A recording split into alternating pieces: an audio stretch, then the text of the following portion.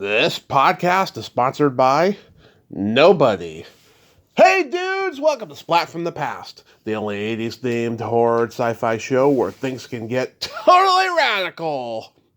Now today I will be welcoming back the beautiful former groupie, Linda Chadwick, and we are going to nerd out on the entertainment of our youth, talk about film, television, and music from childhood. She grew up in the 60s and 70s in Texas.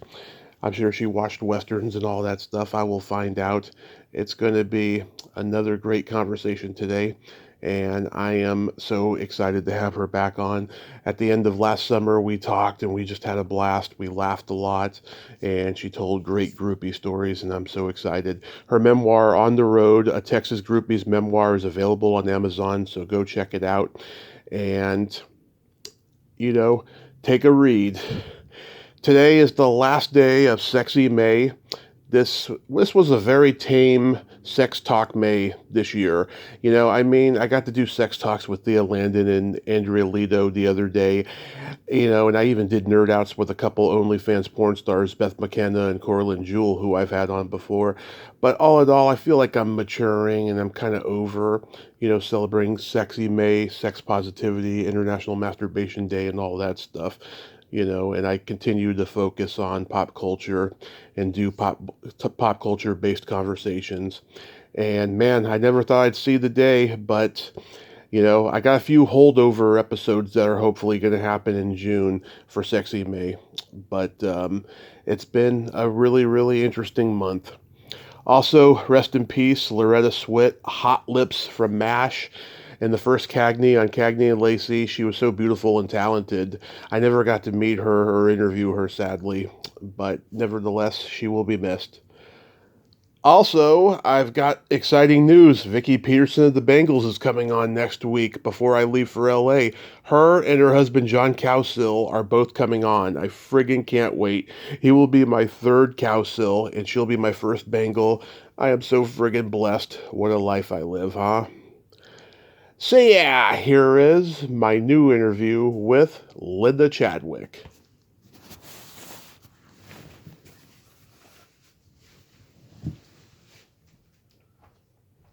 So, going back in time, do you remember the first movie that impacted you as a child? Oh gosh, first movie. Like scary, maybe? Anything.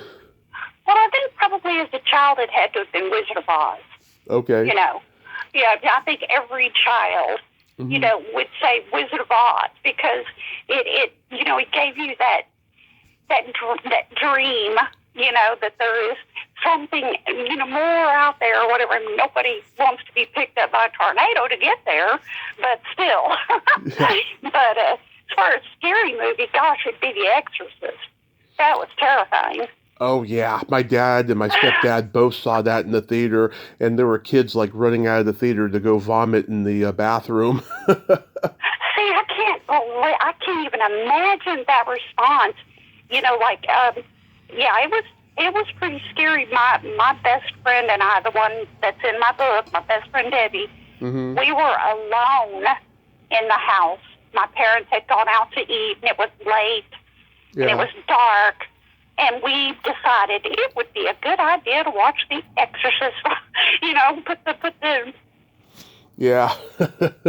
Back to the Future was the first movie that impacted me as a child. I used to look at my parents' yearbooks, and I used to have that fantasy of going back in time and seeing my parents in high school and finding out why they're so fucked up and I'm so fucked up. It had to be The Exorcist. Oh, God. Yeah, that's pretty funny. Very cool. That was the one where I saw what good filmmaking really was up to that point. Oh, heck yeah. Well, it's Steven Spielberg, isn't it? I mean, yeah. He's like the bomb. Every film he's pretty much done has been, box office gold, Yeah, him and Robert Zemeckis. I mean, they're both geniuses. Yeah. Yeah, what movie genre did you gravitate toward the most? I like the feel-good movies. Not necessarily the chick flicks, but the ones that would kind of grab at your heart, like up in your throat or something like that. Yeah. Field of Dreams. I mean, that's not an old movie, but man, that movie, God, when he does Dad, want to catch, and oh my God, I mean, my dad and I, we played, ball together. I was, played softball and was pretty good at it. My dad was my coach, and yeah. I mean, I like movies like that. Movies, feel good movies. Yeah, comedy and horror has always been my favorite genres. Yeah, because I mean, you mentioned The Exorcist, but you also probably remember when movies like Night of the Living Dead and Texas Chainsaw Massacre and Halloween were like first coming out. I mean, those were game Oh my changers. goodness. Yes, absolutely. Those were, definitely some movies that stand out. I mean, Yeah, those were all game changers, and like the comedy was getting very edgy and subversive. Mel Brooks was making movies, and Neil Simon and Woody Allen. I love Mel Brooks movies. Yeah, It's good to be a king. yeah, Oh gosh, that was my kind of humor. I liked that kind of, what would you call that, slapstick, or whatever. I love that slapstick. kind of Yeah, humor. yeah, parody humor and stuff, Yes, yes. like Airplane. Yes, my husband and I were laughing about that here just the other day, and we saw it was the character, the woman, the stewardess, Yep. and she was a lot older in this movie, and he was thinking it was somebody else, but I had to look it up and show him. I said, it's her, and he said, "Dadgum, she aged well." But, I just had the blonde stewardess on. I just had her on like earlier this month. oh, cool. Yeah. Yeah, I think that might have been who I was talking about. I don't think this movie was her type of comedy. I don't think she's too proud about being in it. It was just a contract obligation because she was under contract at Paramount at the time, and she was doing all the Paramount sitcoms and stuff. Okay. Yeah, Okay. it's always interesting to find that out. It's always interesting to find out that the person loves the movie that they're in too. Right, yeah. I would think that they have final. I mean, I guess if you're under obligation with the the movie companies or whatever, I guess you kind of have to act. But I thought a lot of them had their choices of. Oh yeah, what's your favorite Mel Brooks movie? Oh, it would have been like Blazing Saddles, and of course, The History of the World. Things like that. Did you see the new one, the new History of the World? No, I didn't even know there was a new one. Yeah, it was like a limited series on Hulu, I believe. I haven't seen it yet. I've been meaning to. I'll have to look it up because we do have Hulu. I've got a VPN number that I can get some of those stations down here, so I'll look it up and see. But I don't hear anything anymore, except like on Facebook. If, someone's posting something, Yeah. I'll hear what's going on, Yeah, Young Frankenstein's my favorite. I can watch that Oh, one. my God, I'm sorry. I take it back. Young Frankenstein is my absolute favorite of all time. Yeah, I can watch that movie anytime. It's a masterpiece. I've been watching that since I was a kid. I love it. I agree. I totally forgot that he made that movie. My kids are even hooked on that movie. Yeah. I mean, it's just beyond the best movie ever. That's it's hilarious. Yeah. I agree with you. Oh, thank you for reminding me that he made that too. Oh, Yeah. wonderful. I love Silent Movie, High Anxiety, History of the World Part 1, To Be or Not to Be, Spaceballs, Life Stinks. It's a homeless movie. Yeah. He's done a lot of great ones. Did you see that? Like when I thought it was kind of nice when his son would during COVID would go to his house and sit outside the window so they could see each other and talk. Out with the window, between them. Yeah. I thought that was wonderful. Yeah. No, I did not see that. I was like, wow. Yeah, it's good. I love the Pink Panther movies. Yes. Oh, yeah. Yeah. My husband and I were laughing about David Niven's here today, or no, it was yesterday, and he was the one that was announcing at the Academy Awards when the streaker ran out. David Niven. He was the Pink Panther. Yeah. David Niven. David Niven's the presenter, and there was a streaker, yes. And I got a story for you. When he made the Pink Panther, there's that scene where he's skiing, right? Mm-hmm. He had his fly down, so his balls froze, and so he had to go to the bathroom with a cup of hot water to remedy. Oh my gosh! I have to tell my husband that one. That one's funny.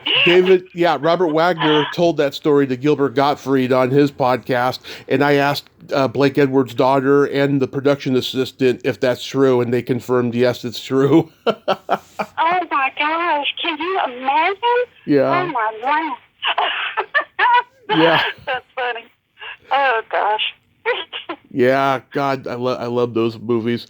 Yeah, I was also a Three Stooges fan. My dad and I used to watch them all the time because my grandfather had seen them in the theater, and when like the Three Stooges went to cable, my dad got into them. So it's like a family tradition passed on. Exactly, the same here. Yeah, it was like passed on from generation to generation, and stuff. Did you have any movie crushes growing up? Not really. I think that probably my favorite actor would probably be Christopher Walken. Oh yes. I don't know why, but he's just strangely attractive, and he dances and he's funny, and I don't know. I really wasn't into movies like that, and didn't really have super big crushes or whatever, but he's been my long-standing, at most admired. I mean, God, he is scary. I mean, really scary. And he's great at comedy, too, with that voice he has. Uh-huh. I mean, he is fantastic. On Saturday Night Live, he can kill it on Saturday Night Live. It's hilarious. Guess what? I've got a fever, and the only prescription is more cowbell. That's what's funny about it, is I don't think that there's anything that he wouldn't do that he thinks would get a laugh or whatever. Yeah. And even if it's at the cost of making him look stupid or something, he would still do it just for the fun of it. Yeah. Yeah, he's brilliant. Any other movie crushes? No, not really. Okay. No, I didn't. Like I said, I didn't really get into, the movies and that sort of thing. I mean, I loved watching them and everything, but as far as I don't know, just somebody that I had to go see and whatever. No, not really. Not really. It was all music. Mine were like Cary Grant, Natalie Wood, every 80s movie actress I've gotten to meet and interview and stuff. But Cary Grant was like a big one for me. My mom had this book with all these beautiful black and white pictures of him. I mean, he was just gorgeous to me. Mm-hmm. Yeah, absolutely. Well, Cary Grant, oh, shoot. Yeah, I think Cary Grant. I mean, gosh, he was the Kill a Mockingbird and No, all of that. That's Gregory Jimmy Peck. Stewart.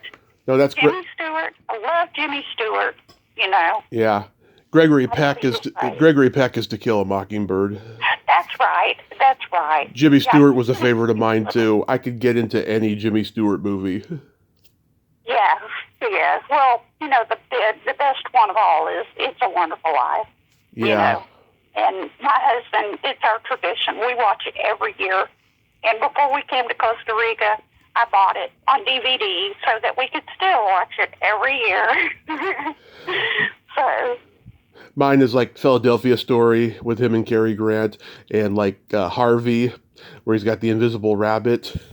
Oh, yeah. Wow, that's unusual. That's kind of a parallel to Jake Gyllenhaal with Donnie Darko. Rabbit and his thing, yeah. And what was the first one? Philadelphia Story. Didn't Tom Hanks do that one too? No, my dad thought that as well. That movie was called Philadelphia. Okay, that's right. Yeah, no, the Philadelphia Story is where he's a cynical journalist who falls in love and then he changes, and Cary Grant is trying to mend his relationship with Katharine Hepburn, but Jimmy Stewart's in love with her. That's what the movie's about. Oh, okay, cool, cool. Yeah. Yeah. He got his only Oscar for that movie too. He got it for Best Actor. He should have gotten Best Supporting because it was a supporting role. And I think the Hmm. reason they gave him Best Actor was because he was going off to war like the next week, and they didn't think he was going to make it. Oh, wow. Yeah, Wow. Whew. yeah. That's how they thought in those days. That's how they thought. I guess so. Yeah, I guess so. Pretty heavy wars too. So. And he made so many westerns too. Oh my God! And they were directed by the same guy, Anthony Mann. They made these like little cheap westerns that were just great. The Man from Laramie and The Far Country and Night Passage, which had him and Audie Murphy. Audie Murphy was huge at Universal in those days. Mhm. I, Yeah. I My mother, she liked them. Audie Murphy. I remember her saying that name I several times or whatever. But yeah, growing up I in mean, the westerns. It's like a Clint Eastwood. Those early westerns. With him and stuff. My husband loves them. Spaghetti westerns, I think they call them. yeah, I can imagine you being into westerns because you're from Texas. Like Oh yeah. what one of my Yeah. favorites is Red River with John Wayne. Oh wow. Yeah. Yeah. Well, we've got Giant. Was the bomb. Yeah. And that was huge because that was kind of based about us. So. Yeah, yeah. The Searchers is a favorite of mine. John Wayne's Mhm. character is very bad in that movie. He's like a classic racist in that movie, but yet he played a Oh racist in God. every movie. Which one was it that he caught cancer on in the desert? Was that the Shootist? His last movie, I think so.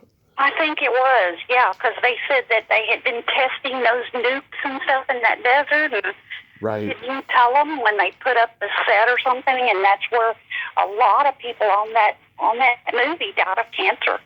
Wow. Yeah. I mean, he Yeah. he had health problems for years, but then that was the final straw, and that's what got him into retirement. Oh, wow. Ugh.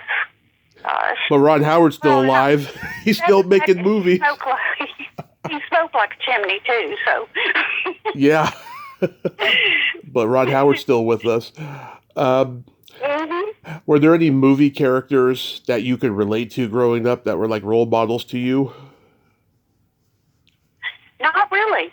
No, I like I said, I really wasn't, that much into movies. Hmm. Now, the books, I used to when I was little read a lot of books, like Nancy Drew, and Oh yeah. I thought I was the reincarnation of Nancy Drew. My girlfriend and I, we would go on adventures and sneak into places and do investigations and all kinds of stuff like that. But movies, no, not really. I can't have anything that kind of pops into my head, Yeah. about it. They've made some newer movies, that relate, to my life, Yeah. and stuff. Like Peter Sellers in Being There, like I could relate to him. He's like an autistic savant who can, influence people just by saying the simplest things. That happens with me too. I influence a lot of people by saying simple Yeah, things. And James yeah, James Spader in Sex Lies and Videotape because he's a voyeur and I'm a voyeur. yeah, yeah. He's a good actor. That kid's he's a good actor. Yeah. He's been pretty steady. He's gone on out, now into TV and stuff, and he's a pretty good little actor. Yeah, he's very eccentric is what he is. Mhm. Did, Yeah. Yeah.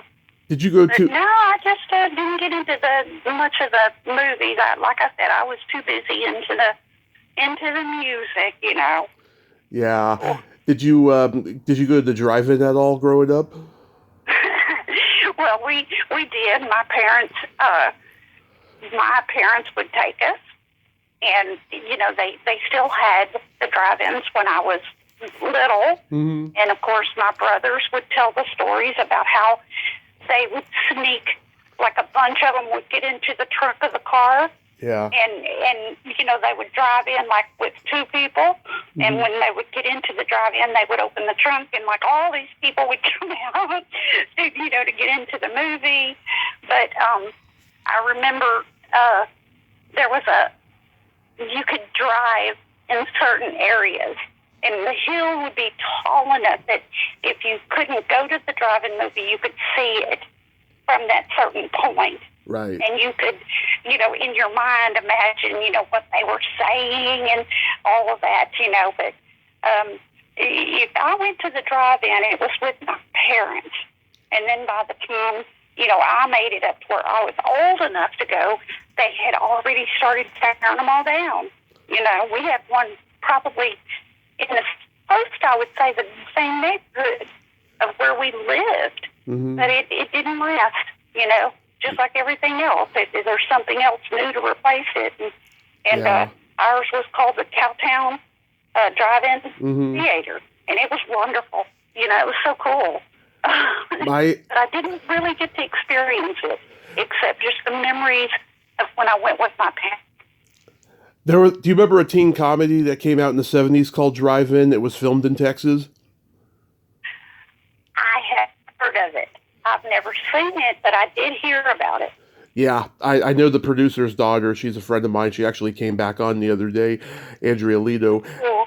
And I don't know, it's not the greatest teen comedy. It's an American Graffiti ripoff, but it's got some moments. It was shot up there in Texas. But my parents, they started taking me when I was 2. They took me to see Weird Science and Rambo 2 when I was 2 years old. And wow. They took me a lot, and then they stopped taking me for a while because I was either falling asleep in the back seat or I was getting out of the car and knocking on windshields. Yeah. My dad, he went to the drive-in a lot in the 70s. He had to see a movie 3 or 4 times because the first couple times he was getting laid, and then he actually watched the movie when he was alone. Yeah, that was the problem, I think, with drive-ins, is it was just too easy to do something like that and make out through the whole movie and not see any of it, Yeah. So getting into television, there was a slew of TV westerns on at the time. There was all the shows my dad loves: Bonanza, Gunsmoke, The High Chaparral, Alias Smith and Jones, The Big Valley. Yeah, Rifleman. The Rifleman. There was a lot. Yeah. Yeah. Branded. Remember, that was the show Chuck Connors had after The Rifleman, Branded. Oh, no, I don't remember that one. It only lasted a season, but a lot of people remember it because the guy who created it, Larry Cohen, who went on to do horror movies, and I met him before he died, he got fired by Chuck Connors because he told Chuck Connors what the show was about, and he was offended by what it was about. It was about the blacklist in Hollywood, and Chuck Connors was very conservative, and Larry was very liberal, and so he fired him. He fired him from his own show. Oh well, don't go against your main actor, I guess. Yeah. Well, my husband, we sing Daniel Boone all the time. Oh. Here. I've talked to little Darby Hinton. I've talked to him. Yeah. He's a very intense. We laugh and sing that all the time because living in a jungle, we're just like Daniel Boone, living out here. We got a new dog, and actually, we picked it up on the side of the road. It was a hunting dog, and I don't know if you've read my post or anything, but down here in Costa Rica, they're none too kind to their hunting dogs if they don't perform like they're supposed to. Yeah. And so if they don't, they rip the tags out of their ears and literally rip them out to where the dog's ears split in half. Oh, God, and then they take the dog up into the jungle and dump it. And so the dog has to try to survive on its own. Yeah. So when we found the dog, he was pretty much close to the end. So we got him, brought him home.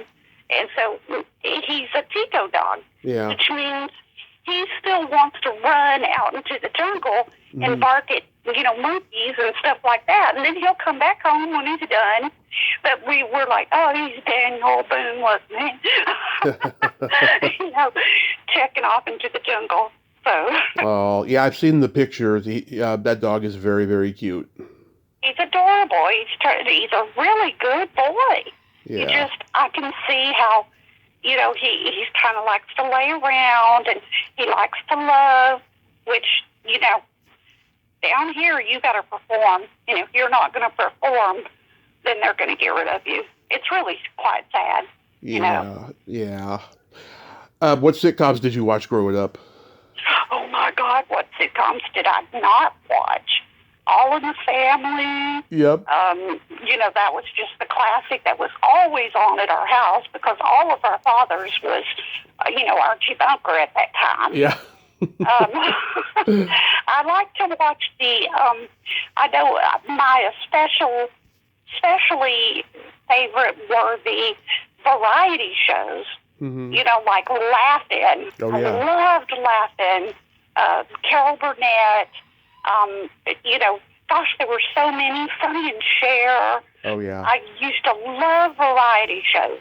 Laugh-In. My favorite. Laugh-In. I used to see Laugh-In when I was 4 years old on Nick at Night, and they cut it down to 30 minutes. Right now, I've seen the full length episodes. I can tell why they cut it down to 30 minutes. Not every joke works. No, not every joke works, but it was just so stupid that it was funny. And that's how you kind of had to look at it. It was just so stupid, it was funny. And then you had the Smothers Brothers. They had a variety show. Yeah. Sonny and Cher. Oh, yeah. Gosh, even Donnie and Marie had one. All the country singers, like Glenn Campbell and Johnny Cash, they had variety shows. Yes, everybody. Oh, Hee Haw. Yep, I love Hee Haw. Yeah. But yeah, gosh, I remember in my house, the TV was huge. Yeah. We watched a lot of TV, And Yeah. it was black and white, Yeah. We didn't have color until probably the early 70s, late 60s, early 70s, we finally got a color set. And remotes, my husband and I laugh about that all the time. We were the remote. Yeah. When we were little, it's like, get up and go change that channel. You had to get up and go all the way to the console, which was usually huge. Like there'd be this massive cabinet, and it would be all decorated, beautiful piece of furniture, and the TV would be maybe 10 inches to 13 inches big in the middle of that whole console. Yeah. It's just funny, how things change. I think we have like a 72-inch TV now. Oh, yeah. Yeah. And it's flat. And it's hilarious how things change like that. Well, yeah. Well, I bring this up every time. I Dream of Jeannie. The pilot was controversial because her belly button showed, and they had to reshoot it without it, right? And then 2 years later, Star Trek broke that rule. Barbara Luna, who I've interviewed, I'm going to be meeting her at the Hollywood show next week. She showed hers, and Nichelle Nichols showed theirs. And then a few years later, Gene Roddenberry did a pilot called Genesis 2, where Marion Hartley had two belly buttons. Oh my God. I used to love that show. That was a good show. Yeah. And Leave It to Beaver, I like to watch all of those type of shows. Leave It to Beaver especially. I love Lucy, Yep, I love Lucy. She was such a genius. And the funny thing is, she wasn't a traditional comic. She was a classically trained actress who just happened to be funny. Well, and a dancer, too. She was a dancer. Yeah. So, she was very light on her feet. I mean, that one where she's stomping on the grapes, is hilarious. I laugh about that one a lot. My daughter and I will sit there and laugh about that, watching her do that. And her boob nearly fell out. Yeah. Of that. That's what was so funny. It's like that. They just kind of left it in, but it darn near made an appearance. Yeah. Yeah. Did you watch The Monkees? Yes, of course. I like Davy Jones, of course. Me too. I watched.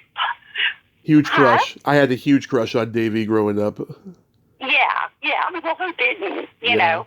And it makes me mad when like all these like big time musicians will say that they were a travesty to music and all this stuff. They really weren't a band and all this crap. And I'm like, well, yes, they were. You know, some of my other favorite, I watched them, but I watched Puffin stuff. You remember HR Puffin stuff? Of course, I've talked to Sid Croft, and that guy's a genius. Oh, how lucky. Yeah. It was snowing in California. I had about 12 hours to edit that thing because we had a shitload of technical difficulties. It was a rare snow day in California. Wow. And Witchy Poo and all of them. The Boogaloos. The Boogaloos. I love the Boogaloos. Yep. It was so corny. And my brothers would be walking through the house making fun of me, Yep. you know, watching all these stupid little shows, and they'd laugh at me. You know, especially like I like the Bay City Rollers. Yeah. You know, and, oh my God, I took a lot of flack from liking them. I think that's probably when they stepped in and said, God, we've got to help her, you know, change her musical style, you know, and they took more of an interest in trying to introduce me to, you know, better things. If I was going to like the Monkees and Bay City Rollers, I needed some help. But I loved them. I still do. You know, I've got them on my iPod. Yeah, Land of the Lost was my favorite of the Croft Brothers shows. Yes, of course. Yeah. The Flea Stack and all of that. I saw the remake series. I saw the remake series before I saw the original, and I liked it even more when I saw the original. It was the thing about the Croft Brothers. Their shows looked like cable access shows that someone made in their basement because they were shot on video, and they just looked so like subversive, not like anything else that was on TV at the time. You know. Yeah, but that's what made it so great, though. You know. Yeah. They were geniuses, you know, in my opinion. Big you know? time. Sid and Marty Croft were geniuses. Did you watch the the music shows like Midnight Special, American Bandstand, Don Kirshner? Of course, when I could get away with, you know, talking my mother into letting us stay up. Yeah. You know, well, we got like Aerosmith, you know, boy, they were like probably the absolute, you know, we had to stay up. Aerosmith. Yeah. That was, I'll never forget it, you know. Yeah. But yeah, we stayed up and watched all of those Night Flight. You missed Night Flight. Oh, yeah. You know.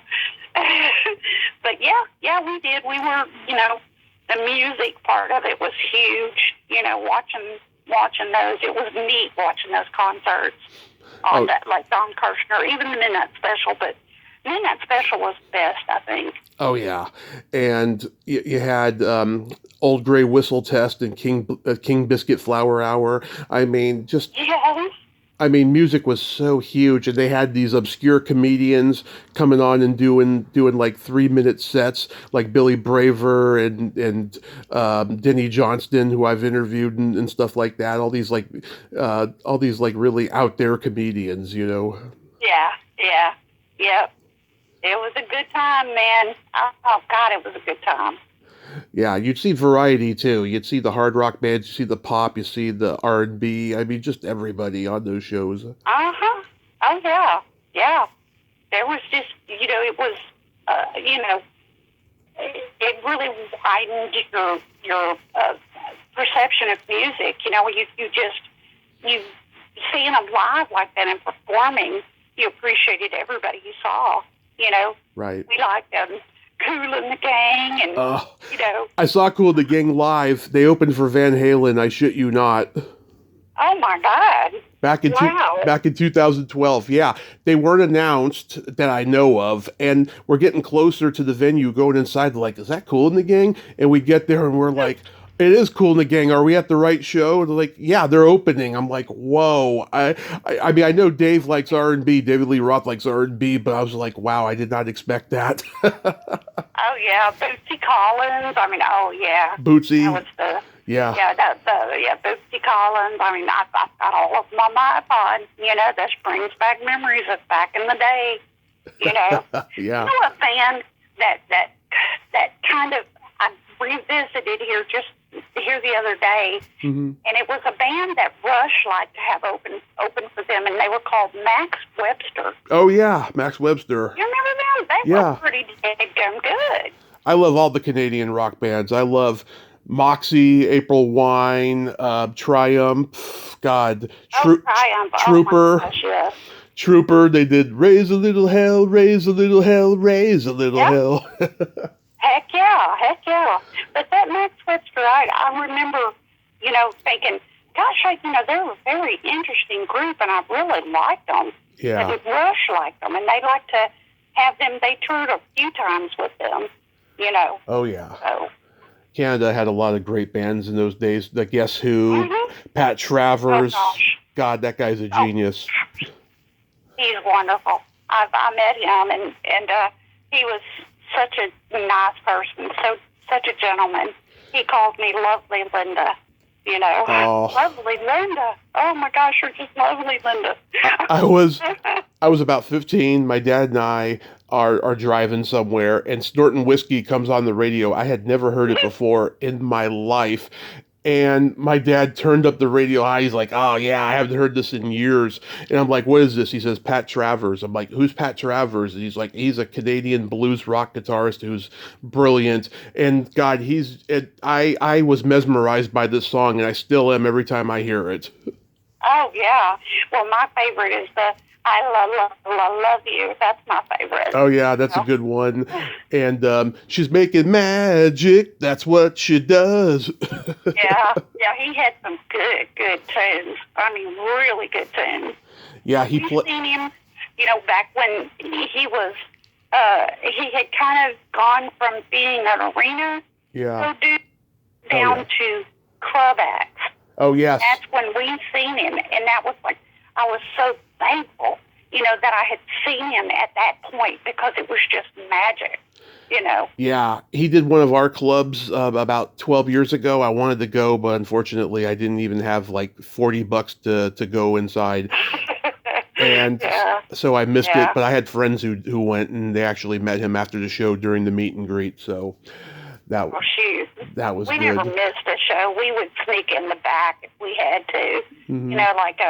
but we kind of had a thing with with the club owners and stuff like that. They'd see us coming, and they'd just, open the little thing and say, get on in there. They knew who we were, and if we were there, it was going to be a big party, so. We just lost the great Rick Derringer. Did you know him? No, I never did get the opportunity to meet Rick or the boys, the Frankenstein, Edgar Winter Winter. Group. Never to get to meet them either. The Edgar Winter Group. Well, Edgar's still alive, but Johnny's dead. Yeah. No, I never did get to meet Rick Derringer. I do have like all these memories of getting magazines from Rock Scene was one of my favorites, and they had like these really like trashy little magazines, like New York City and stuff like that, and I loved looking at. That's how I got, how I knew who he was, in the very beginning, because it's kind of big, pretty big back then, Yeah, I mean, God, that guy, he had the McCoys, he had the Johnny and Edgar Winter groups, he had his own group, and he was just very versatile, but he was known for doing the blues rock, and he produced the first 10 years of Weird Al. Oh, gosh. That's him playing, that's like he aged a bit. That's him playing Eddie Van Halen's solo on Beat It. Or Eat It, I should say. Gosh. On Eat It, that's him playing Eddie's guitar solo, and like my dad didn't believe it at first. Wow, yeah, that's he also like to add that he aged very well. He didn't look old at all. He looked good. He aged very well. Yeah. There must not have been a lot of drugs that he partook or alcohol or something, because he looked dadgum good, the last pictures I've seen of him. So yeah, him and Todd Rundgren, they collaborated on something, and like Todd yelled at him or something, and then their friendship ended. And I seen Todd live. Todd is a showman, I tell you. Yeah, he was one of my favorites. I really like Todd Rundgren. Yeah, Yeah, I liked his music. the best. Kind of out there, but I liked it a lot. Oh yeah, because he goes from power pop to progressive rock and back again, and he does Uh-huh. electronic music and stuff. Yeah. Yeah, yeah, I really, I did. I liked him. My brother liked him, and he was one of the, one of the bands that he would turn me on to. Yes, and Emerson, Lake and Palmer, and Yeah. Pink Floyd, and Todd Rundgren. I mean, yeah, he would do Frank Zappa. Yep. That was the older brother was the one that was into all of the kind of the progressive stuff that was coming out back in the, in the 70s. He would always turn me on to it. I'm a huge Moody Blues fan. Oh yeah, Moody Blues too. I can't forget them. Yeah. Yeah, he was always into the very progressive stuff, and he had this huge stereo system in his room. Yeah. And if I was good and I didn't look up at the ceiling, I could come in and listen to music with him, and he'd blare it as loud as he could. It was great. Mm-hmm. Yeah, those bands. I mean, it's funny. There were British Invasion bands. When they broke up, they spun into progressive rock stuff. Manfred Mann did that. Ralph and what's his name, McCarty from the Yardbirds. They did Renaissance. Rod Argent went from the Zombies to his own band Argent. That was progressive rock. It's weird how that happened. Yeah, yeah. Well, it was the thing. There was that certain period of time where it was the sound. Yeah. It was the thing. It was a period, I guess is what you would call it or whatever, where a lot of bands were trying that, and doing good too.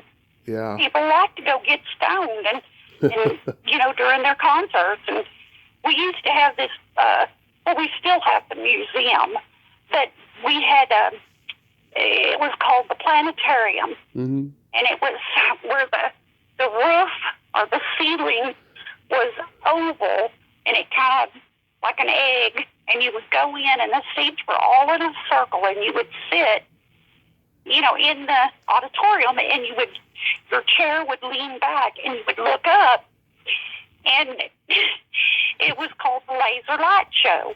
Mm-hmm. And it was all that progressive rock.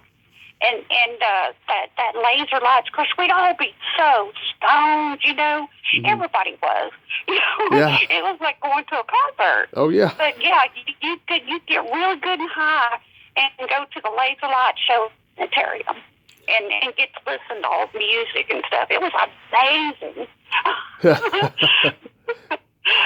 Did I ever tell you my dad had a rock band when I was a kid? No, you didn't. But he sounds like he's like a very cool dude, with his music and everything. So what did he do? It was a band called TNA, Tommy and two guys named Alan. They were a power trio, and they did Sabbath and Priest and AC/DC covers, and they did their own songs, which were horrible. They did a song called Jet Lag Mama, and they did a song called Crank Horse Slut. I remember they rehearsed that song in the garage. My grandmother's room was next to the garage. She was like, "You all sound like a bunch of idiots," and so they had to stop rehearsing in the garage. They had to rent a space, and so I would go with them when they would go rehearse in a rented space. Oh, that's great. That's great. Yeah, they did it on and off for about 3 years, and then when my dad's drug use got the better of him, he stopped doing it. But he still picks up his acoustic guitar and plays every now and then at home. So. Oh, heck yeah, yeah. That's what gets the best of us most of the time once you get into all that stuff, and it kind of ruins things.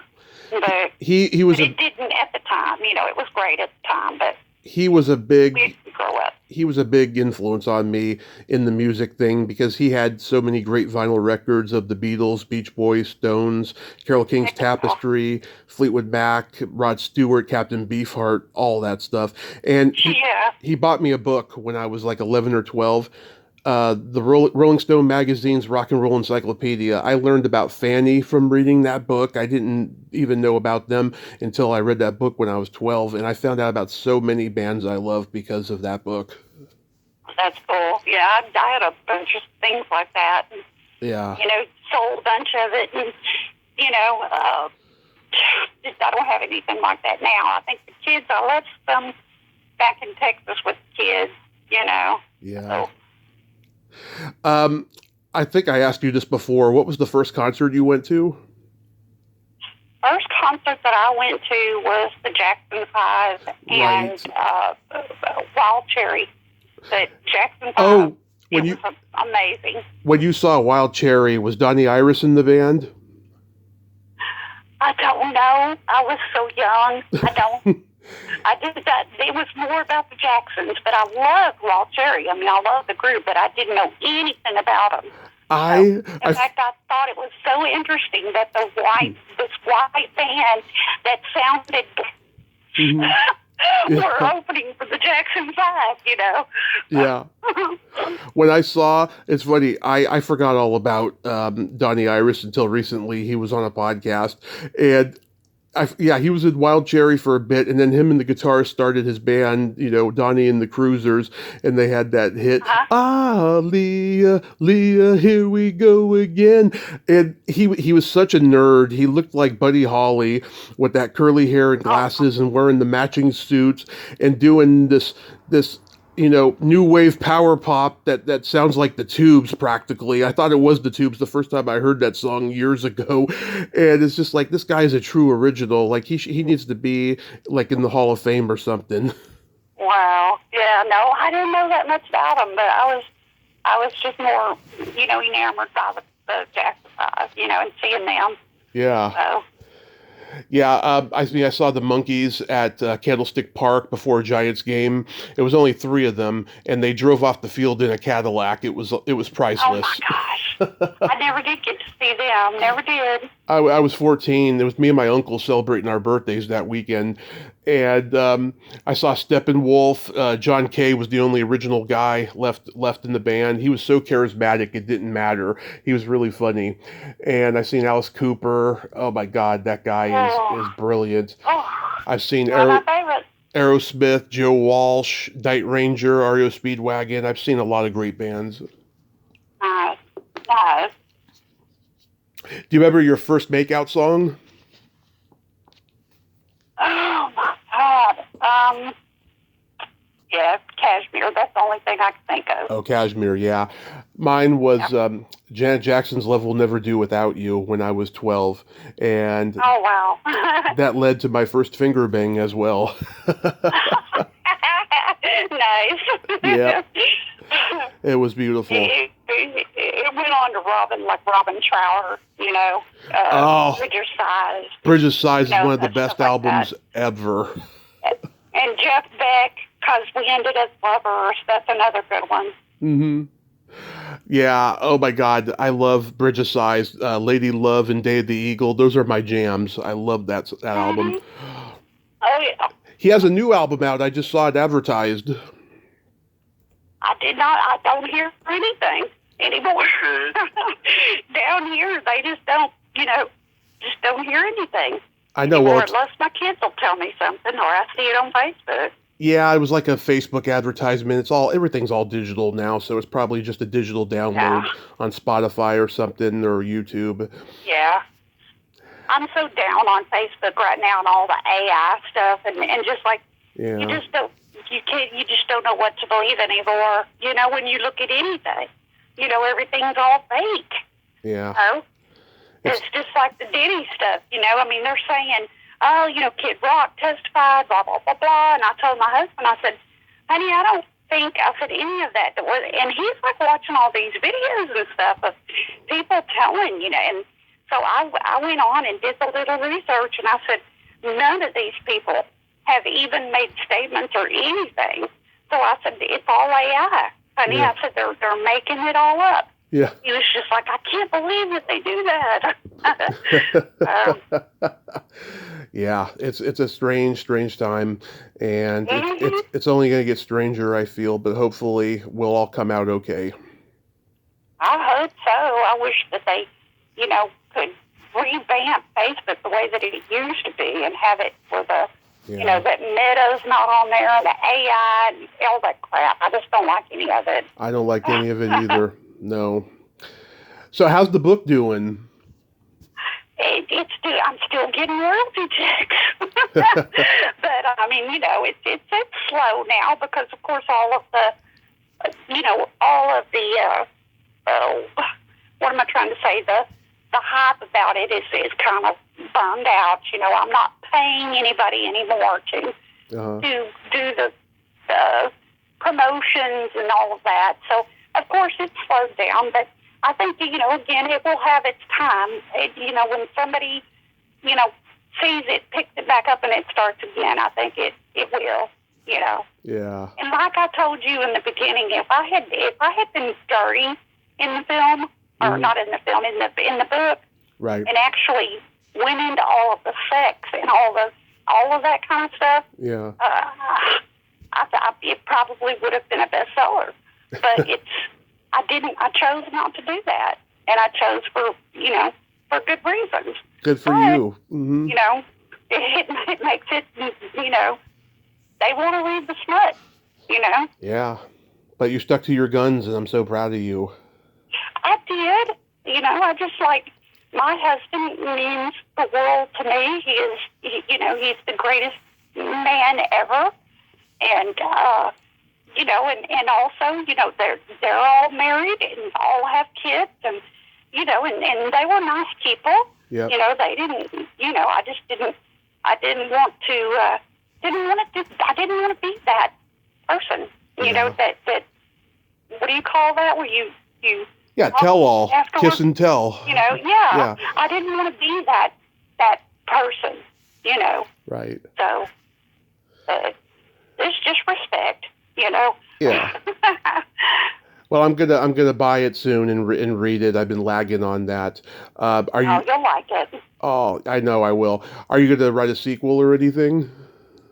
Yeah, people are kind of wanting me to, like what happened after. You know, you quit doing that, because I mean there is kind of a history, you know, of all I did afterwards. You know, there was a period of time where I worked for bands. Yeah. I actually did management in booking, and I had a paranormal company where we did paranormal stuff. I mean, I've been written about in books, and, you know, been approached for TV, everything. Chose not to do it, but, you know, and then of course, you know, having my children and my life, and of course my retirement, living down here in Costa Rica. Mm-hmm. Yeah. So yeah, I mean, that people have tried to talk me into it. A lot of people like that the way that I write is more like you're telling stories, like funny stories and stuff. Right. And people like that. People like hearing, you know, the funny stuff, you know, the stories about growing up and all of that crap, and, you know. Yeah. But I'm more of a storyteller, is what I've always said. I'm not necessarily a writer. I think I'm more of a storyteller. Right. I totally get it. Yeah. Remember last time we were talking, you were trying to figure out the name of Carla Harvey's band? I looked it up. It's Butcher Babes. Yes, and now I've actually been in touch with her. We talk quite often. Uh-huh. And she started her own group now. Mm-hmm. She broke from the Butcher Babies, and Charlie's the drummer, and she started her own group. She's really quite amazing. Do you know she's a coroner? She's like a funeral director. She does, you know, embalming and all of that stuff. That's her side career. Yeah. Yeah, she's amazing. She really is, and she's super, super nice and very approachable. You know, she's just a really cool chick. I told her, I said, you should be my kid. Yeah. You know, because I said, you know, you and my daughter are so much alike. You know, and I said that's what she always wanted to be, was a coroner or a funeral director, you know, that type of person. But anyway, we talk off and on now. Nice. But I told my husband this morning, I said I saw a quote from Billy Milano from Stormtroopers of Death. Boy, he is down on Scotty and Charlie. He is really mad. He called them pussies and bitches and everything, because I guess that he considers them selling out. Yeah. You know? I don't think Scott's doing anything right now. I think he's being a family man. But Charlie, of course, is drumming for, Pantera. Yeah. But I don't think Billy likes it very much. Yeah. He's pretty verbal about things. Yeah. I have a friend, she's been a mortician for years. She makes dead people look pretty, for the funeral and everything. Mm-hmm. And you have to be a special kind of person to do a job like that, because I'd be creeped out. I couldn't do it. It's my daughter, even when she was little, she'd say, "That's what I want to be. I want to be a mortician." Instead of, "I want to be a veterinarian," she'd say, "I want to be a mortician." Yeah. And she was totally serious about it. And it does take a very special person. And a lot of times it's like the funeral directors, the ones that they do it, they're usually the mortician too. It's usually a family business. It's something that you kind of grow into a lot of times. I know down here that seems to be the gist of it. A lot of family-owned, funeral parlors and things like that. But yeah, it is definitely art. Yeah. It really is. Yep, consider it art. Have you seen that silly movie, The Dead Don't Die? No, I haven't. Oh my gosh, Tommy, you have got to watch that. It is so Mel Brooks-ish Okay. type. It's that funny comedy. It's got Bill Murray and Adam Driver, Chloe Sylvester, I can't say her last name. Kardashian? No. Chloe, no. She's got blonde hair. It's Sylvester or whatever. I I can't don't say her know. name, but I've probably seen her. please look that up. It is the funniest thing. Okay. It is hilarious. The Dead Don't Die. And it punches the veil. Adam Driver, through the whole movie, he'd say, "So this isn't going to end well. This isn't going to end well." And Bill Murray, he'd look at him, he'd go, "Why do you keep saying that?" And he said, "Well, I saw it in the script." Yeah. I love like that when they punch the veil. You know, he goes, "You read the script? They let you read the script?" It was hilarious. I love that when they punch the veil. Yeah. I have a couple. And thunder and big time in the background. Ah. I have a couple jokes for you. Mm-hmm. What did the blonde say after a blowjob? Gosh, what? Way to go, team. Oh my gosh, that's What? a good one. Thank you. What did the elephant say to the naked man? Oh my gosh, I can only imagine what this is. Go ahead and tell me. Man, how can you breathe through that thing? Oh my gosh, that's awesome. Oh God, what was the one? Oh my gosh, I can't think of what you call this, Bill. What do you?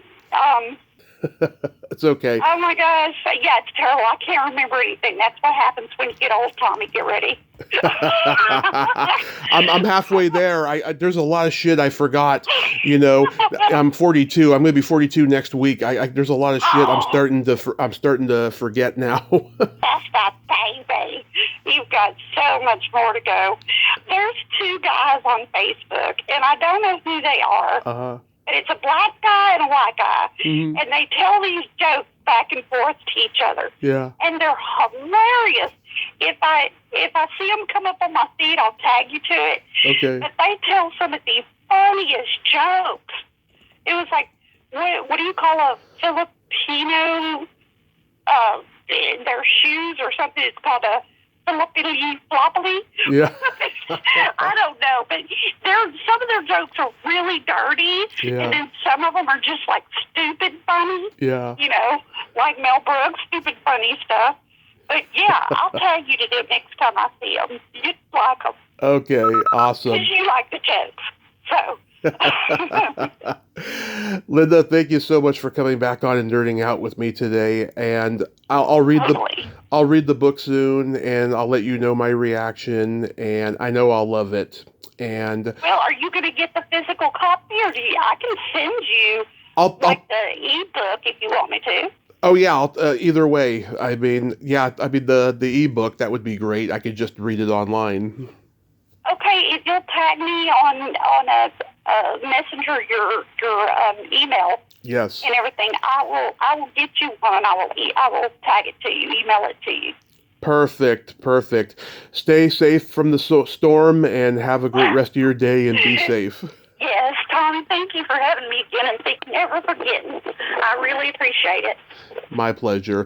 Bye-bye. All right, honey. Have a great day. Well, there you have it.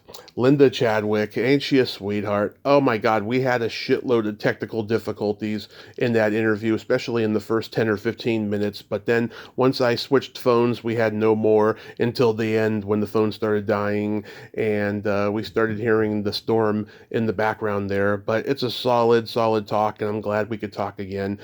Go check out her book, On the Road, A Texas Groupie's Memoir. It's available on Amazon. And I'm going to send her my address, or send her my email address so I can get the PDF copy of it, and I will take a read. Well, until next time, this is Tommy Throwback Kovac saying, there's no shame in living in the past because the present sucks. Later, dudes. Rock and roll.